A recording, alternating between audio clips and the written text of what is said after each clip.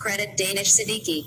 The jubilation in parts of the country following the supposed abrogation of Article 370 was in contrast to the gloom in the Kashmir Valley.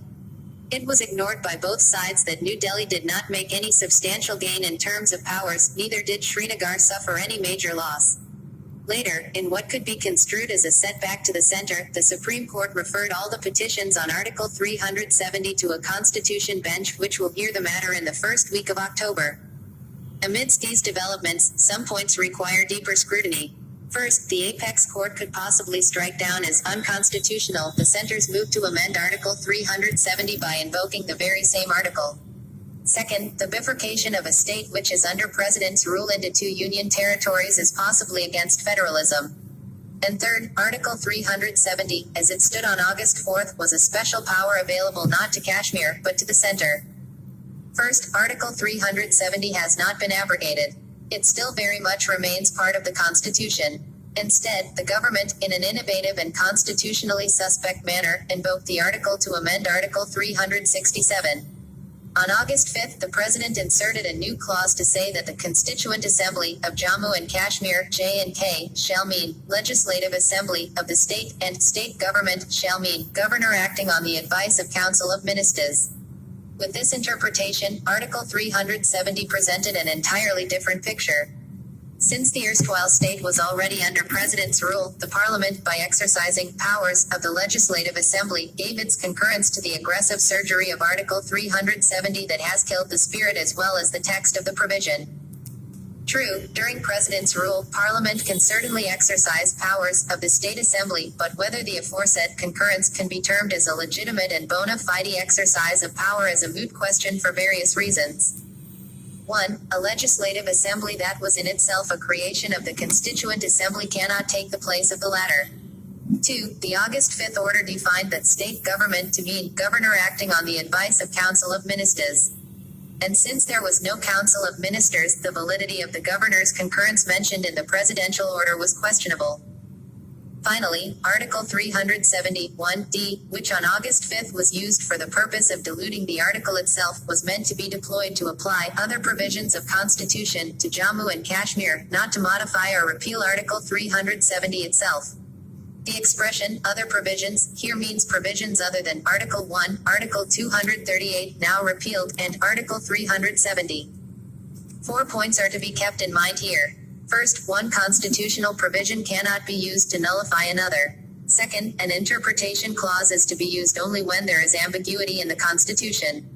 Here, the Constituent Assembly, Article 370 talked about, was clearly identifiable. It first met on October 31, 1951 and was dissolved on January 26, 1957, and hence there was no ambiguity. Third, even when there are two contradictory provisions, the doctrine of harmonious construction is to be invoked so that both the provisions are given effect to.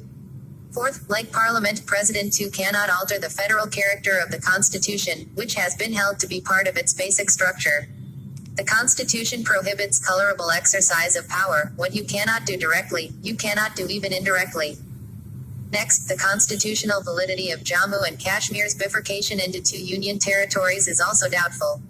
Article 3, which deals with Parliament's powers to alter boundaries of a state or bifurcate it, required the President to obtain the concurrence of the J&K State Assembly before Parliament took up such a bill. It has now come to light that while imposing President's rule in J&K on December 19, 2018, the proviso on the reference to Assembly was suspended. This not only shows that the bifurcation was planned by the center in 2018 itself, but also gives a clear indication of its mala fide intention of doing something indirectly. A mala fide presidential action under Article 356 can be struck down. If the apex court upholds the center's suspension of Article 3, it will be an end of Indian federalism, as states will become a plaything in the center's hands. It needs to be recalled here that prior to the Reorganization Act of 1956, states were given the opportunity to express their views. Andhra Pradesh Assembly too was given this opportunity in 2014 prior to the creation of Telangana. Since the J&K Assembly stood dissolved and there had been no election announced, it was denied its right to express its view. When a state is under President's rule, Parliament can act as nothing more than a night watchman. It certainly cannot pass a resolution to bifurcate the state. Let us now objectively assess New Delhi's gains in sounding the death knell for Article 370. Since almost the entire Constitution of India had been already applicable to J&K, constitutionally speaking, heavens have not fallen for Srinagar. Entry 76 of Union List, which deals with audit, was extended to J&K in 1958. The Election Commission of India was similarly given powers to conduct elections from 1959 by the First Amendment to the J&K Constitution. A total of 94 out of the 97 items in the Union List had already been made applicable to J&K when the centre made its move, and hence Parliament had all the powers.